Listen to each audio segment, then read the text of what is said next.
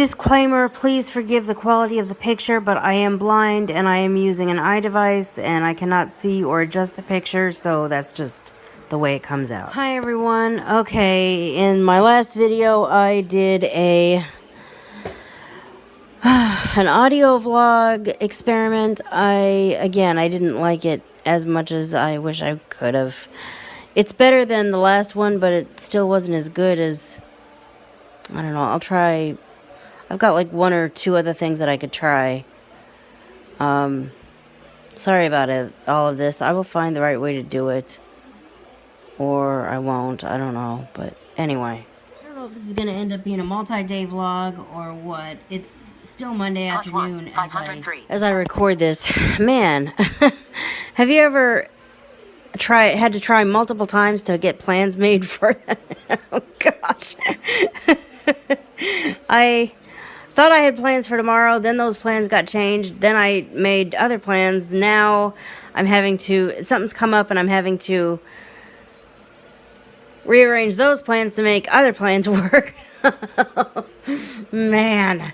But it's okay. We'll make it work, and these other plans that I'm trying to nail down now are the most important plans of the whole day. So good morning everyone. It is Tuesday and I've got kind of an interesting day today. I am gonna be going to the commission. You would think I would just stay at the commission, but I don't even expect today to make sense to you, but I'm going to the commission, putting in some exercise, going home real quick just to do something, never mind what. Then I've got to be back at the commission at 3:30 because something came up that my job developer and I have to take care of. And I mean, I don't know that it's an extreme emergency, probably because we haven't gotten this particular part of my life rolling yet, which is why I feel like maybe it isn't, well, it's important, but, well, anyway, this weird thing happened, and I texted my job developer to let her know about it, and I said, should we contact this office and ask them what's going on? And she said, yeah, I want to do that. And then she looked at her calendar. She says, can you meet tomorrow at 3:30? And when your job developer asks you to meet, you say, yeah. I mean, unless you've got a doctor's appointment or a, literally something that actually matters that's more important than that, which nothing that I really had going on today was more important than meeting with her, you make it work. So I did that. It's this other silly thing that I'm not going to talk about, but if I didn't have to worry about that, well, have to worry about that. I don't have to worry about that. I just...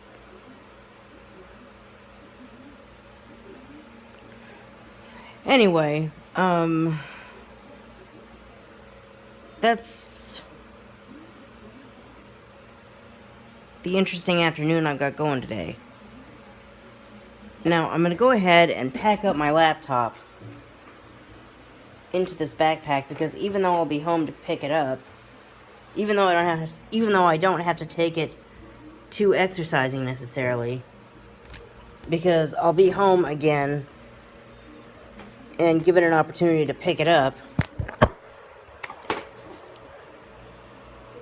I want to have it ready to go because I need to take it. I swear, every drawer handle, every stupid little whatever that thing is in the kitchen grabs shirts, earphone wires, just about anything, and doesn't want to let go.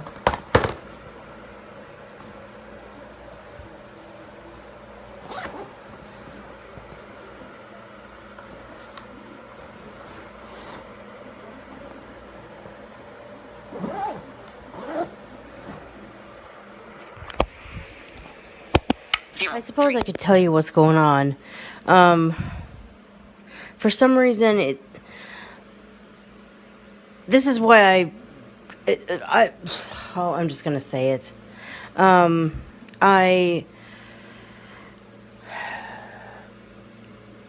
We applied for my first unemployment week of benefits since I got laid off finally, because I had not applied for, I mean, I had signed up, but since I wasn't meeting up to the rules of, you know, you have to do all of these things in order to get your benefits, I wasn't even claiming. So we finally claimed for the first time. We finally filed a claim for the first time, and for some reason, they're saying that they couldn't pay, and we're trying to find out why. Because what we have done counts according to the job developer, and I'm sure it's fine. I'm sure either there's an explanation or it's just some kind of miscommunication between me and the department or something. But the job developer and I need to figure out what's going on. So that's what we're meeting about. Obviously, I'm not going to vlog it because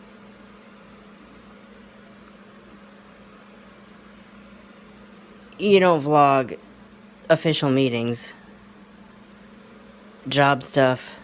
I know this guy that was talking about how you be a vlogger said, ask your boss if it's okay to vlog during your job.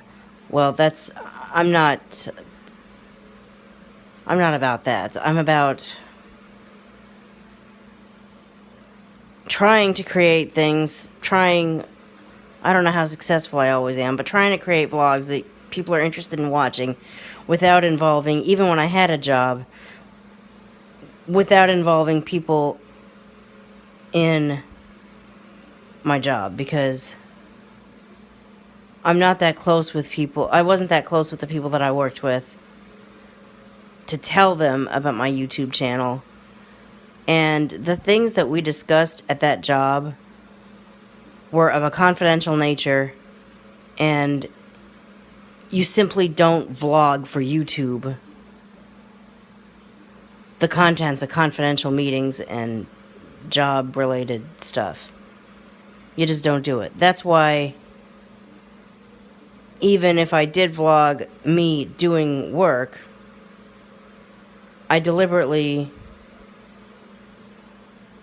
put my camera literally in a drawer or used back facing and knew it and covered it or something. I didn't want you seeing anything that didn't need to go anywhere. So,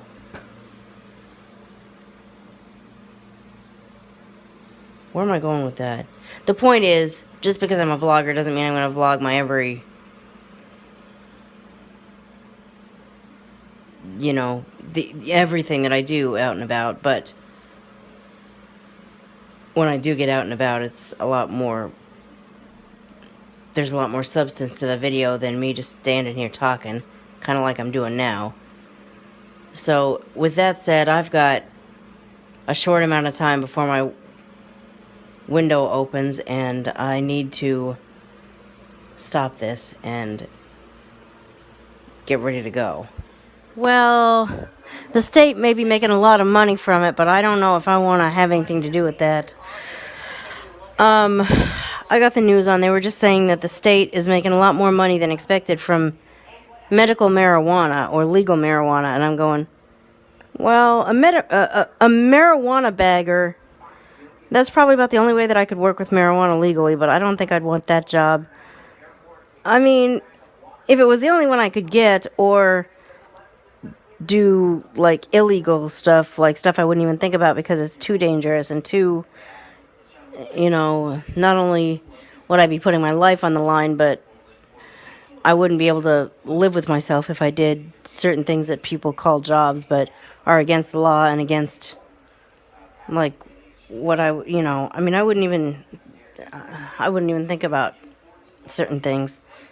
And, honestly, that's not legal employment. But anyway, medical and legal recreational and sellable by law marijuana stuff, bagging that up might be a viable option for me, but I'm not exactly going to go to my employment specialist and say, hey, let's see if we can get me a job doing that. It's more likely, out of the 2 reports that I just saw, it's more likely that I'll say, what do you think what kind of credentials does a person have to have in order to be a person who listens to texts coming in? That's an interesting report, too. People can text 911. But they also emphasized that really the only way that should be used is, first of all, that is not a worldwide and nationwide thing. That's like, I don't know where it is across the country, but there's like a few counties that it can happen in, but my county's one of them. But they said, number one, whenever possible, you really do need to dial 911 and speak to them with your voice, because when you send a text and they get the text and then they try to get the information, help is delayed. And the idea is, if you're calling 911, you're holding somebody's life in your hands, or someone's threatening you. They could shoot you or stab you or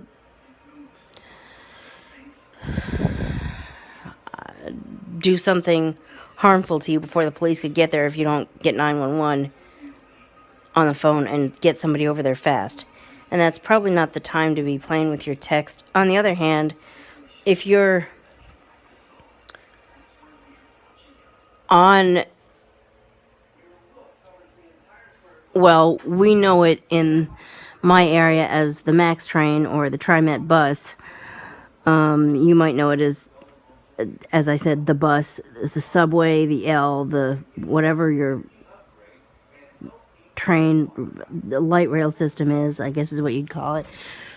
If there's somebody doing or saying something a couple of rows over from you that's scaring you, and you want the police to respond, but you don't feel comfortable speaking out loud to 911 because you're like, okay, that's gonna tell them that I've got the cops on the way, or that's not good. Okay, that might be a situation where maybe it'd be a good idea to text them. But again, that's not necessarily something that, as they said, text only when calling is not an option. But that made me think,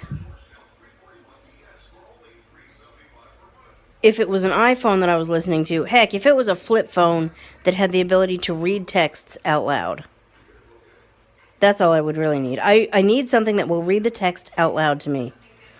But I could sit behind a desk with my computer or however I communicated with the other dispatchers and the people that actually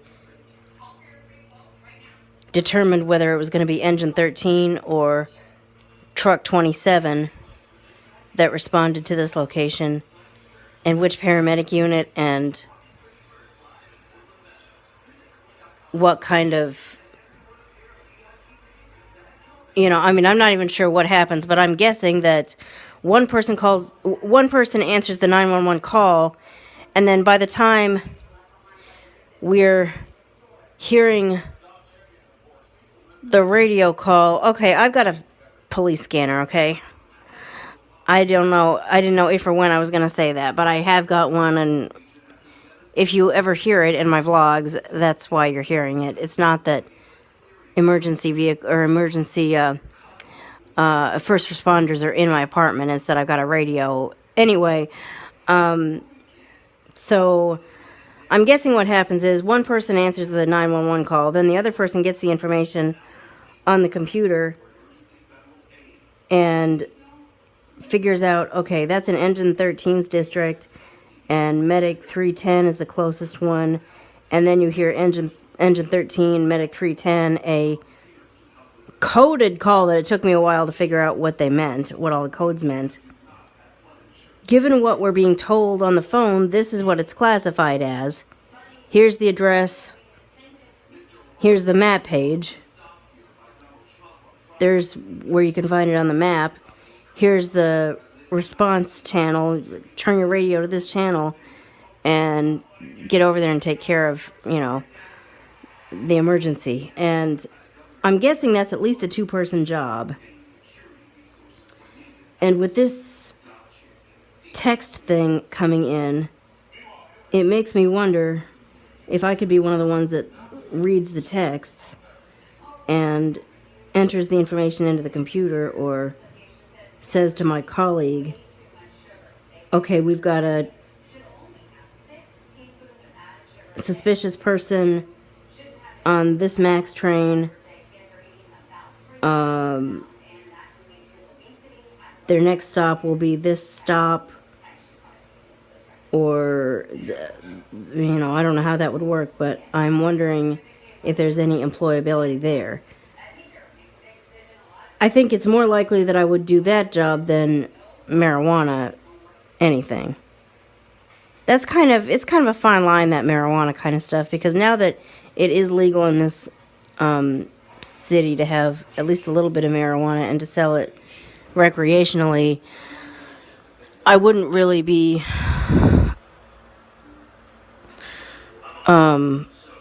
breaking the law by having a job with that, but that's about the only way I could work with drugs. If I wanted to work with drugs, that and pharmaceuticals are about the only way that I could.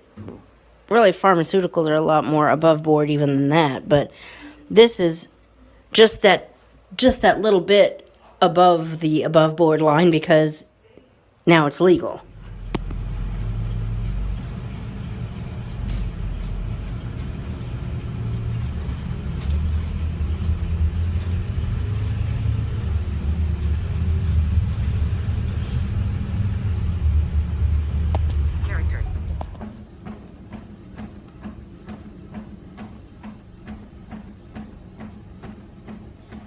I really should have put today's Vlogust video up like before I left or something. I might do it in the little bit of downtime I have between the time I get home and the time I leave, but, or I may have to do it later.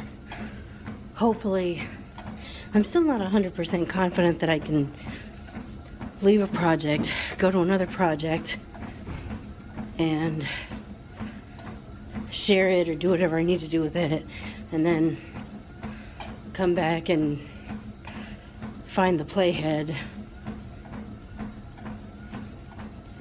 where it needs to be. So if this vlog gets messy, that's why. It's probably because I had a moment and I decided to get this video up, and when I came back it ended up in the wrong place.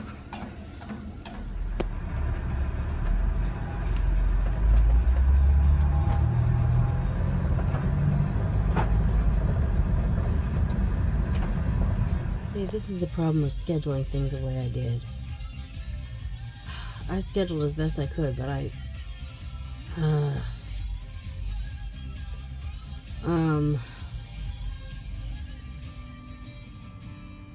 when we stopped, I was hoping that we were where I needed to be, but it's clear that we're not, because she just walked in, she just got out of the van and hasn't returned. And I took out my phone and said, where am I? I love Siri with the where am I. That's the first time I've ever done that. She gave me a location. That's not where I live. We've got to be picking somebody else up. And that's fine. And that's what happens. And it's called shared transportation. It's called door-to-door paratransit. And it's called, this is what happens. But now I'm 15 minutes behind schedule. Now I'm home, but I don't have time for much. No, I will not be putting anything up on YouTube right now, That is the farthest thing from my mind. And Uber better not be like mega slow either right now. I mean, even if I have to pay surge pricing, I'd rather pay surge pricing and get there in time than not. And I mean, I can't even talk right now. Okay, I was hoping to have left by 10 till 3, maybe 3 o'clock at the most, or at the latest. It's 3:07. I'm waiting for... Center map. Button. ETA. 7 minutes. Seriously, is it still 7 minutes? I thought you said at least a minute ago that it was 7 minutes. I'll get there. I'll get there. I just... As long as I get there by... At the latest, 3:25, I should be okay. But if it's 3:14 before we ever even get on the road... Note to self, next time you're pushing it that late, just don't do it that way. What you were thinking about doing, don't do it. Grabbing stuff at home, take it the first time around. Just... What I was able to do at home, never mind what it was not worth this. If I end up late... shame on me. If I end up late. They say the best laid plans of mice and men. Maybe I should learn the rest of that, because I think the idea is that they don't necessarily go as planned. And that's right now. First of all, when I took that 2 to 2:30, basically, I was kind of hoping that they would get there closer to 2. No, they got there closer to 2:30. And then I probably would have been okay if we'd gone straight there. But, of course, the one time I really was hoping to go straight there and my plans kind of ended up needing for me to go straight there, that's when we didn't go straight there. And that's not anyone's fault. It's just the way it happened. But now, what's taking this Uber so long? We're still dealing with this every day. I'm the founder of Operation Hope. My name is John Hope Bryant. Losing your home is unthinkable. We'll make it. Operation We'll Hope make it. It's offer just... HUD-certified foreclosure prevention professionals to help you negotiate your vendor, apply for a loan modification, or take other steps to avoid I'm always in the building, but Operation Hope on our 24-hour-a-day hotline at 888 in the building and on my way up there isn't good enough, and I understand why. It's just, I can't go the right way for the life of me. So, I mean, what's going to happen is we're going to get there, and I'm just going to sit in the lobby. I'm not even going to try to go in the various places. For all I know, she might already be there. And if she's not, I'll just sit in the lobby for her. Hey, it's the Butterfinger Peanut Butter Cup. Okay, so I did make it to that appointment with 6 minutes to spare. That was some pressure, but I just made it. And now I can just kind of relax and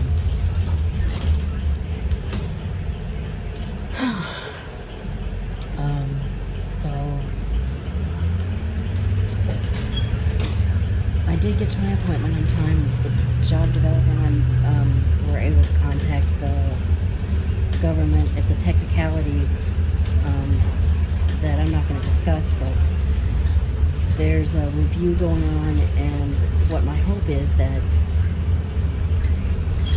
if I keep doing what they say to do and keep telling them that I have done what I said that I have done what they want me to do, they will eventually do all the investigation that they need to do and ultimately decide that I do I am how do I word this? That I do deserve unemployment, for lack of a better way to put it. And now that decision has been made, they owe me a bunch of money, so here it all is. That's why I continue to apply even as the investigation goes on. And when I talk about an investigation, that sounds kind of ominous. Basically, they're taking a look at what's, like I said, it's a technicality. I'm asking for unemployment, but there's one thing that they want people to be able to do that I can't really do. And these cases happen, I guess. And by the end of these cases, it does turn out that people like me do end up getting unemployment. So I just choose to believe that it'll happen the same way. And that's all I'm going to say about it. Maybe at some point, when it's all over with, I might explain further, but you don't talk about things when they're in process and in progress. And I mean, that's all I'm going to say about it right now. And I know that this background and this ambiance isn't really relaxed and ending. It's like there's more to the story is what it sounds like, and maybe looks like. I'm on a Lyft bus. But even though I am still on a Lyft bus and I'm not home yet, I'm going to go ahead and close out this vlog now because it's almost half an hour long. I mean, do you really want it to go much longer? So, thank you for watching. I hope you will like and subscribe if you're actually liking what you're seeing. And I will see you for the next video. Bye.